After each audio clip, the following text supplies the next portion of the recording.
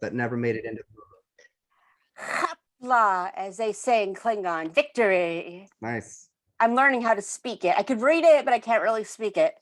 You're certainly one up, if not more, on me. I do not know any Klingon. So tell me a little bit about this project of yours. It sounds incredible. I'm really excited about it. Well, this year we've decided to launch the Think Trek campaign, which is an online campaign, and the idea behind it is those of us who know of Star Trek and have heard of it, there are things that you might see around your everyday life that remind you of it. So whether it's a cloud in the sky, or perhaps something arranged on your table looks like the Enterprise, or maybe something around looks like the Star Trek insignia here. It's the idea is to get it out there and hashtag it, Think Trek. The reason we're doing that is because this year we will be celebrating my father's 100th birthday, posthumously, of course. He passed away back in 1991. And the reason we're thinking it's important to celebrate it, Star Trek had a tremendous amount to say in the 60s. And sadly, I think a lot of those messages still need to be said today. And I think the new shows are doing a pretty good job of doing that. But the messaging of Star Trek, where we no longer fear difference and change, but we thirst for it, we crave it. I mean, that is how we're going to evolve intellectually, is to be excited about the fact that someone has a different idea and that we can learn something from that idea. It's not a threat. The different idea, you don't have to agree with it, but you can evolve your own thinking by learning new things. And that's really what Star Trek was all about. Exactly. I think people forget that message. I mean, they just think of Klingon and William Shatner, Leonard Nimoy. They forget there's actually a big, beautiful message behind it. Yeah. And So go ahead. I was going to say, so far, what has been the biggest challenge about working on Think Trek? There's a lot of people out there who don't know who Gene Roddenberry is, and that's 100% fine. It's really the message behind Star Trek, the message he infused into it, that is the most important thing to me. Trying to get people to celebrate, and it's going to sound weird to say this, but a guy who's been dead, who might be 100 years old today, but he's passed on, people kind of wonder why, if they don't really sort of understand Star Trek. So the most challenging part is to, yes, have people take pictures of things that remind them of Star Trek, but get behind that and say, this is why we want you to know about this. Star Trek has a lot to say today. Star Trek can still inspire. Absolutely. And that's so beautiful. And I think the fact that you're honoring your father, it just makes this project that much better and that much more beautiful and meaningful. No, thank you. It's again, I'm a fan of the Star Trek series, but I can't name episodes all the time. I'm not one of those diehards who knows every single thing. I just know that it was never about humans flying through the galaxy looking for strange looking aliens. They were looking for other life forms out there that had unique ideas, because they know that humanity could only evolve intellectually by finding new ideas. And I think that's a beautiful message. It is, and it's such a message that we need in real life too, that I think we often forget. And again, I think it's incredible that you're doing this, because you're taking something in pop culture and relating it to something that we should be learning in real life. Yeah. We just did something called it's quoting Gene Roddenberry. We have a podcast out there called Quoting Gene Roddenberry, and we found 100 quotes throughout his lifetime, and some of them are simple and some of them are quite introspective. But most of them really have to do with the appreciation of humanity, the potential for what we could become one day, and in many ways, the idea that it's okay to make mistakes and we need to forgive ourselves and have empathy for the people around us.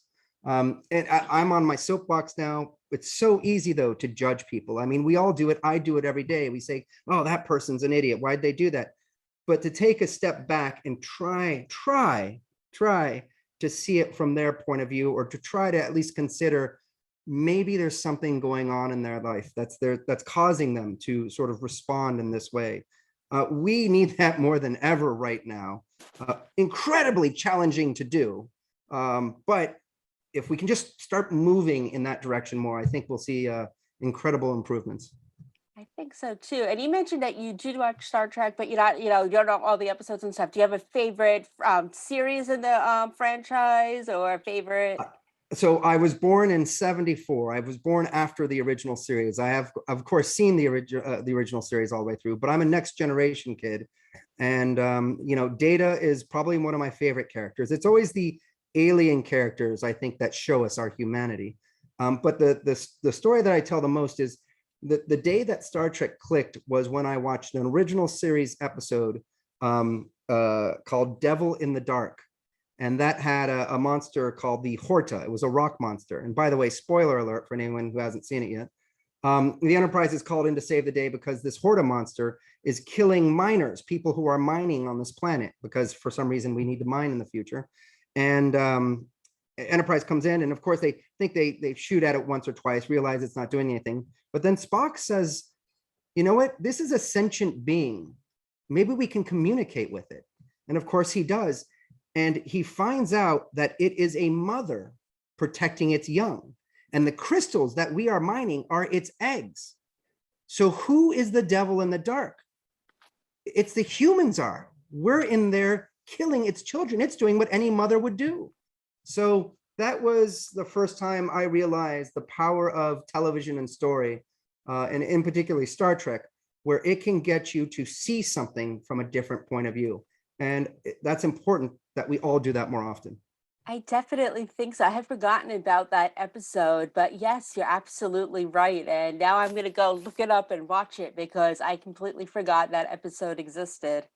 I highly recommend it to anyone. If you don't mind some, dare I say, cheesy '60s special effects, that is a decent episode to start on if you haven't really seen Star Trek or need a refresh.